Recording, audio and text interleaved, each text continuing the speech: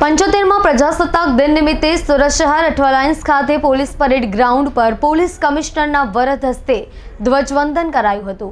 વિવિધ પોલીસ કર્મચારીઓને સન્માનિત કરવામાં આવ્યા હતા.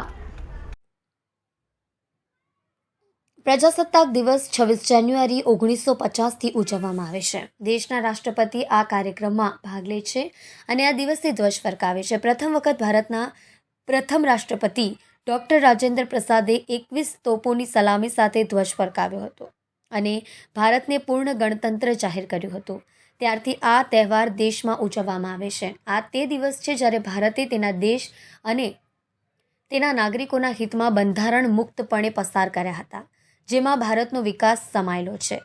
75માં ગણતંત્ર દિવસ નિમિત્તે આજે દેશભરમાં ઉત્સાહભેર રીતે ઉજવણી થઈ રહી છે, જે અંતર્ગત સુરત પોલીસ દ્વારા પણ 75માં ગણતંત્ર દિવસની ઉજવણી કરવામાં આવી છે. સુરતના અઠવાલાઇન્સ સ્થિત પોલીસ પરેડ ગ્રાઉન્ડ ખાતે આ ભવ્ય ઉજવણી થઈ હતી, જેમાં શહેર પોલીસ વિભાગના ઉચ્ચ અધિકારીઓ, શહેરની પ્રતિષ્ઠિત વ્યક્તિઓ, અગ્રણીઓ પણ હાજર રહ્યા હતા. સુરત પોલીસ કમિશનર અજય તોમરે દેશની આન બાન શાન સમાન રાષ્ટ્રધ્વજને ફરકાવી સલામી આપી હતી.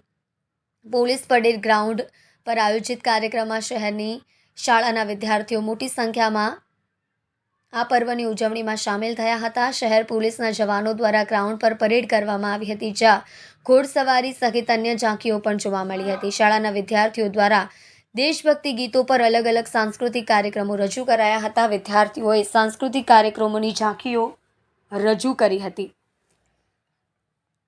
સૌ કોઈ લોકોના મન મોહિત કરી દીધા હતા. પોલીસ કમિશનર દ્વારા જાહેર પોલીસ વિભાગમાં શ્રેષ્ઠ કામગીરી કરનાર પોલીસ અધિકારી કર્મચારીઓનું પ્રશંસાપત્ર આપી સન્માન કરવામાં આવ્યું હતું.